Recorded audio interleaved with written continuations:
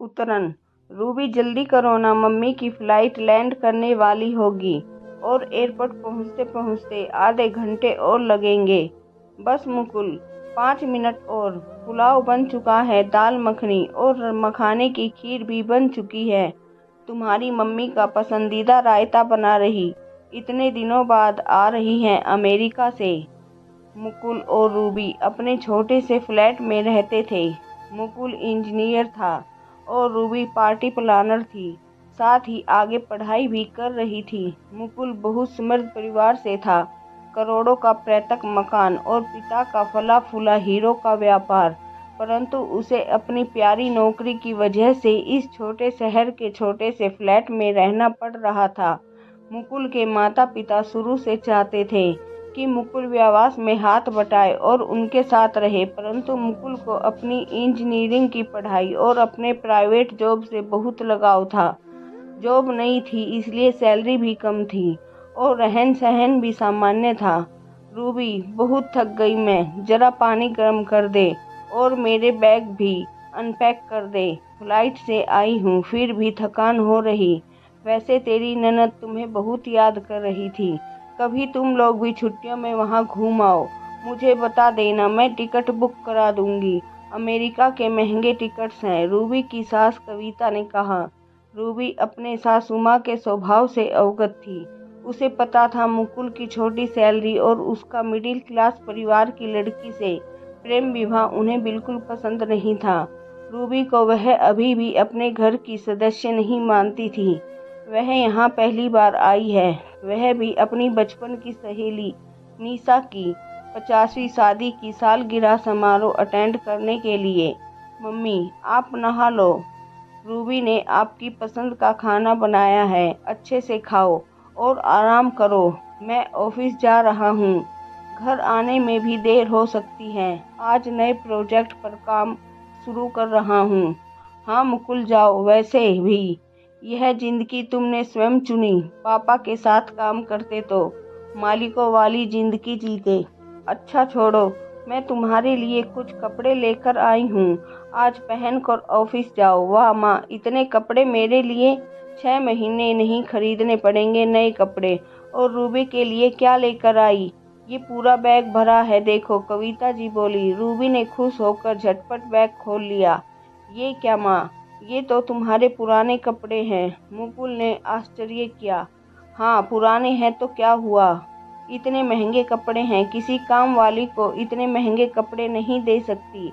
और सारे कपड़े एक बार ही मैंने पहने हैं, दिखते भी नए हैं। रूबी तो मायका में अपने भाई की शादी में भी पहन सकती है, अभी नए हैं सारे। बस मेरा दिल भर गया इन कपड़ों को पहन, इसलिए इसे दे रही। रूबी का दिल रो पड़ा। सासू माँ की उतरन लेने में उसे दुख नहीं हो रहा था, उसका दिल उनकी बातों से रो रहा था। मायके में भी माँ की साड़ियाँ वह पहनती थी, फिर इस माँ की क्यों नहीं? परंतु सासू माँ उसे बेटी तो दूर बहू भी नहीं मान पाई थी। रूबी का मिडिल क्लास का होना और खुद के दौलत की घमंड उन्हें आदर्श सास बनने से रोक रहा था।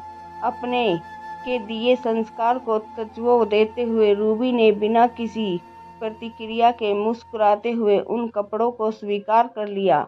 सॉरी रूबी, मम्मी की ओर से मैं माफ़ी मांगता हूँ। माँ को मैं समझाऊंगा इस तरह का व्यवहार न करे। चलो आज तुम्हें तुम्हारे भाई की शादी के लिए साड़ी दिलवाता हूँ, उसके बाद ऑफिस जाऊंगा। मुकुल बोला। मुझे पता है कि उनकी आंखों पर दौलत की पट्टी पड़ी है, साथ ही आपसे नाराजगी भी है, जिससे वह रिश्तों की कद्र करना भूल गई हैं। उनकी बहू उनकी भी जिम्मेदारी है, इस बात का उन्हें एहसास नहीं है।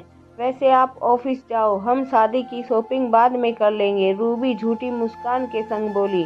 मुकुल ऑफिस चला गया और रूबी सासू माँ का खाना परोसने लगी।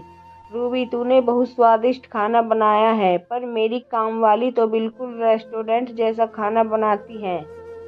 24 घंटे की कामवाली लगा रखी है, बस एक आवाज़ दो हाजिर रहती है। कुछ दिन मेरे पास आकर रहो, देखो हम कैसे रहते हैं। तुम्ही लोग यहाँ हो, मुकुल अकेला भाई है और तुम्हारी ननद विदेश चली गई है। हम दोनों पति पत्नी इतने बड़े बंगलों में अकेले रहते हैं। रूबी मुस्कुराते हुए उन्हें रायता परोस रही थी। शाम को चाय के बाद कविता जी अपनी सहेली के यहाँ जाने को तैयार होने लगी। वाह मम्मी जी, आप तो इस वेस्टर्न ड्रेस में और इस ज्वेलरी में बहुत सुंदर लग रही हैं। रूबी ने अपनी सजी धजी सास को देख बोला, हाँ, तुम्हारे ससुर जी ने गिफ्ट किया था। ये बेशकीमती हीरो का हार और यह ड्रेस तेरी ननद ने खरीद दी है। आज पहन लेती हूँ, फिर तू ले लेना, क्योंकि किसी ड्रेस को मैं एक से ज़्यादा बार नहीं पहनती। अच्छा, मैं निकलती हूँ, जब मुकुल आ जाए तो तू भी आ जाना। मेरी सहेली ने अभी फ़ोन भी किया है तुम्हें साथ में लाने को। मुकुल के इंतज़ार में मुझे देर हो जाएगी। ज़रूर आना, देखना कैसी पार्टी दी है मेरी पक्की सहेली ने। रूबी क्या पहनेगी, किस प्रकार तैयार होगी, इससे कविता जी को कोई मतलब नहीं था। रूबी जब पार्टी में पहुंची तो उसे स्वर्ग सा महसूस हुआ। बड़ा सा फार्म हाउस, आर्टिफिशियल फूल, ढेरों खाने के स्टॉल और बनारसी साड़ी जेवरात में सजी औरतें और कुछ मॉडर्न ड्रेस में इतराती महिलाएं जिसे गौर से देखने पर आंखें चकाचौंध होती थी। ये क्या कविता, तेरी बहू ने वही साड़ी पहनी है जिसे तुमने सारिका के जन्मदिन पे पहना था। वैसे बहुत प्यारी है तुम्हारी इकलौती बहू, पर तेरी जैसी स्मार्ट नहीं, ओल्ड मॉडल है। तू इतने उम्र में भी इतने महंगे और स्टाइलिश ड्रेस में आई और उसने यह पुरानी मॉडल की साड़ी पहन रखी है। निशा ने बेधड़क बोल दिया और संग में उसके घर वाले भी हाँ में हाँ मिलाने लगे। कुछ सहेलियां उसे उपेक्षित नजर से देखने भी लगी, जैसे कह रही हो, क्या तुम अपनी बहू का ध्यान नहीं रख सकती। रूबी को अपनी साड़ी में देख कविता जी परेशान हो गई। साथ ही निशा की बात ने उसकी बहू स्मार्ट नहीं, एक ओल्ड मॉडल है ने उसका चैन छीन लिया। उन्हें अपने कपड़े और ज्वेलरी का ध्यान रहा और रूबी के कपड़ों और ज्वेलरी को क्यों नहीं। दिल ही दिल में उन्हें रूबी को दिए नसीहत भी याद आई कि यह साड़ी भाई की शादी में पहन लेना। उन्हें अपने आप पर ग्लानि होने लगी। उन्हें समझ में आ गया कि रूबी कोई बाहर से आई लड़की नहीं, उन्हीं की बहू है जिससे उनका भी मान सम्मान जुड़ा है। तभी पता चला पार्टी ऑर्गेनाइजर किसी वजह से नहीं आ रहे हैं। अब सारी रस्में सबों को स्वयं व्यवस्थित करनी थी। तभी कविता को याद आया, रूबी पार्टी ऑर्गेनाइजर का कोर्स किए हुए हैं।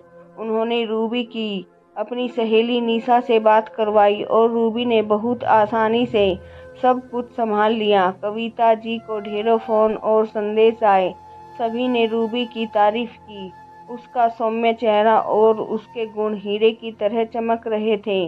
कविता जी को एहसास हो गया, जब एक बेटी किसी के घर की बहू बनती है तो वह उस घर की लक्ष्मी होती है और उसी से ससुराल और सास ससुर का सम्मान जुड़ा है। रूबी की वजह से उनका सीना चौड़ा हो गया। कल सुबह कविता जी वापस जाने को तैयार हो गई। मम्मी जी, 1-2 दिन और रुक जाती, रूबी ने कविता के बैग को संभालते हुए कहा। रूबी जरूर रुक जाती, परंतु तुम्हारे ससुर जी अकेले हैं। अगली बार उन्हें संग लेकर आऊंगी। उन्हें भी तो बहू के हाथों का खाना और प्यार नसीब होना चाहिए। काम वाली के हाथों से बने खाने में सब कुछ होता है, पर प्यार नहीं होता। बेटा, वैसे मैं सोच रही थी कि इसी शहर में एक ऑफिस ले लूं, जिससे व्यवसाय के साथ तुम लोगों के साथ भी रह सकूं। मुकुल की नौकरी वहां नहीं जा सकती, पर हमारा व्यवसाय तो यहाँ से हो सकता है, कविता जी ने प्यार से कहा। मुकुल रूबी की तरफ मुस्कुराकर देख रहा था। उसे पता था रूबी ने जानबूझकर नए साड़ी होने के बावजूद माँ की पुरानी साड़ी पहन पार्टी गई थी। वह उन्हें समझाना चाहती थी कि वह कोई बाहर की नहीं, उन्हीं की बहू है, उन्हीं के परिवार का सदस्य है। उनका पहनावा और उनकी इज्जत सिर्फ उसके लिए मायने नहीं रखती, यह उनके लिए भी मायने रखती है। और यह बातें उन्हें समझाने में वह सफल हो गई। दोस्तों, परिवार में प्रेम बनाए रखने के लिए एक दूसरे का सम्मान करना बहुत ज़रूरी है, चाहे वह सास हो या फिर बहू। अगर परिवार को कोई व्यक्ति राह भूल जाए तो उसे राह पर वापस लाना भी परिवार की ही जिम्मेदारी है।